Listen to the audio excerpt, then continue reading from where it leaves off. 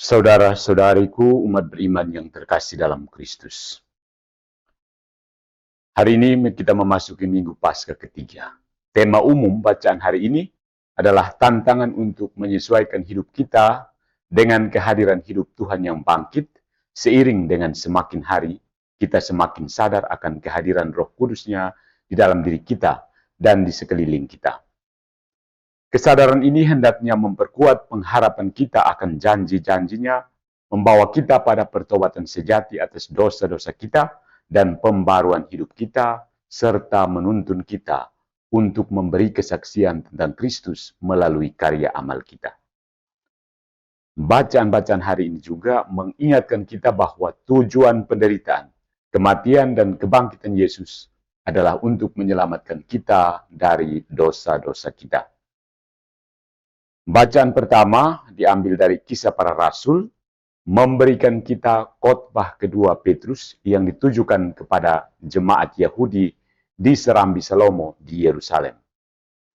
Santo Petrus dengan tegas menunjukkan bagaimana nubuatan mesianik telah digenapi melalui Yesus yang disalib dan bangkit, serta menantang orang-orang Yahudi untuk bertobat dan berpaling kepada Tuhan, sehingga dosa-dosa mereka bisa dihapuskan. Dalam bacaan kedua, Yohanes menjawab keraguan yang ditimbulkan oleh para bidat pada masanya. Dia menegaskan doktrin dasar Kristen bahwa kematian Yesus adalah pengorbanan yang dipersembahkan sebagai penebusan dosa-dosa kita. Bacaan Injil hari ini menggambarkan penampakan Yesus pada malam kebangkitannya kepada para rasulnya yang berada di ruang atas yang terkunci, yaitu senakel. Kita melihat Yesus menghilangkan keraguan para rasulnya tentang kebangkitannya dengan cara mengundang mereka untuk menyentuh dia dan dengan memakan sepotong ikan matang. Yesus menjelaskan bagaimana nubuatan telah digenapi dalam dirinya. Kemudian dia menugaskan mereka untuk memberikan kesaksian tentang dia dan memberitakan pertobatan dan pengampunan dosa di dalam namanya setelah menerima Roh Kudus. Saudara-saudariku yang terkasih, mari kita belajar berbagai pesan kehidupan dari bacaan-bacaan hari ini.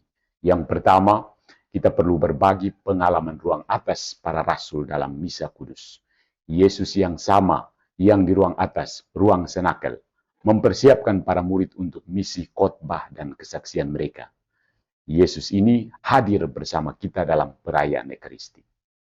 Di dalam liturgi Sabda, Yesus berbicara kepada kita. Dalam liturgi Ekaristi, Yesus menjadi makanan dan minuman rohani kita. Oleh karena itu, adegan Injil hari ini diulangi setiap hari Minggu di altar paroki kita. Seperti para murid mula-mula, kita berkumpul untuk bertobat dari dosa-dosa kita, mengungkapkan rasa syukur kita atas berkat yang diterima, mendengarkan firman Tuhan, dan mempersembahkan hidup kita kepada Tuhan bersama dengan permohonan kita dan pemberiannya, persembahannya, berupa roti dan anggur yang disucikan. Kita juga mengkonsumsi makanan rohani yang Yesus sediakan, sehingga memperoleh kekuatan yang diperlukan untuk berbagi pesan Kristus ke seluruh dunia, terutama dengan menjalani kehidupan Kristen yang transparan. Hal yang kedua, Yesus membutuhkan kita sebagai saksi untuk melanjutkan misinya. Yesus membutuhkan pengikut yang penuh roh untuk menjadi mata, telinga, tangan, dan kakinya untuk memberikan kesaksian akan kasih, belas kasihan, dan pengampunannya melalui interaksi kita, relasi kita dengan saudara-saudari kita. Dan yang ketiga, kehidupan kita sehari-hari dimaksudkan sebagai sarana bagi kita untuk mengalami dan membagikan kebangkitan Tuhan kepada orang lain.